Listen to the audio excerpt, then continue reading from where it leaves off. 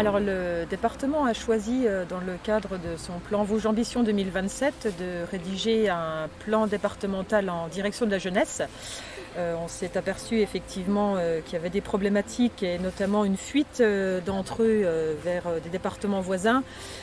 Et en particulier lorsqu'ils font des études hors du territoire, on a tendance à ne pas les voir revenir. Donc on a agi dans le domaine. Et aujourd'hui, on espère en tout cas leur proposer un cadre et une qualité de vie qui soit digne de ce nom.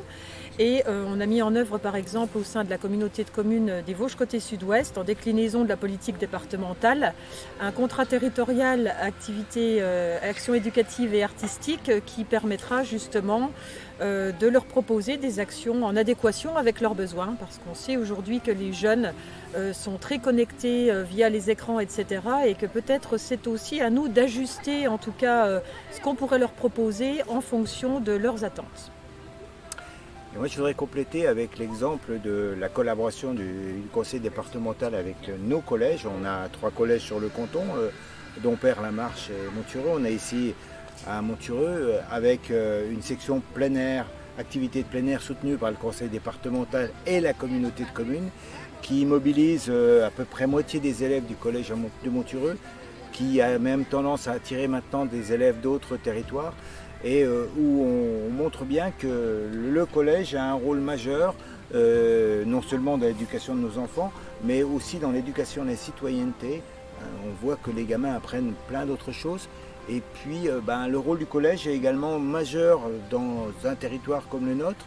La restauration scolaire par exemple, on a sur le collège de La Marche 130 élèves maternels et primaires nourris par le collège. Je crois qu'on est à peu près au même niveau sur Montureux. Donc le rôle majeur que joue le collège dans ces territoires où on est dans une augmentation d'effectifs, je pense qu'il faut le signaler.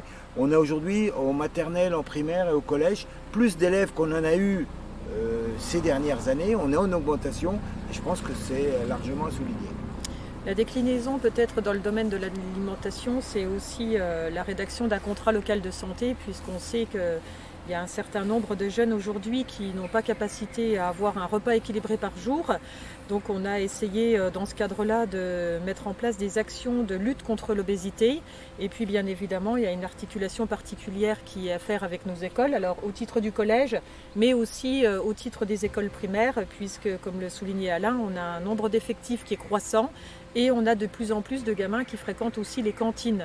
Donc il y a un enjeu particulier de santé que nous devrons soutenir pour que notre jeunesse soit aussi au même niveau que tous les autres, en tout cas dans l'accès aux soins. Juste compléter aussi en soulignant que les prix pratiqués par le conseil départemental pour nos gamins permettent qu'aujourd'hui, comme le disait Carole, un maximum de gamins profitent de la restauration scolaire, et c'est un vrai plus pour les gamins de territoires ruraux comme les nôtres. D'ailleurs au collège on est cuisine centrale, ce qui veut dire qu'on nourrit aussi, on fabrique au collège les repas qui sont servis dans les écoles primaires. Et puis la réponse au niveau du collège, donc notamment Montureux ici, c'est l'engagement des gamins pour mettre à profit l'investissement qui est fait par les collectivités, alors notamment la section sportive, mais derrière la section sportive, il y a aussi toute la valorisation du patrimoine local, des espaces locaux, la forêt, l'environnement naturel, au travers à la fois des activités qui sont pratiquées, mais aussi de démarches développement durable, de démarches d'appropriation du patrimoine local pour le voir comme une richesse.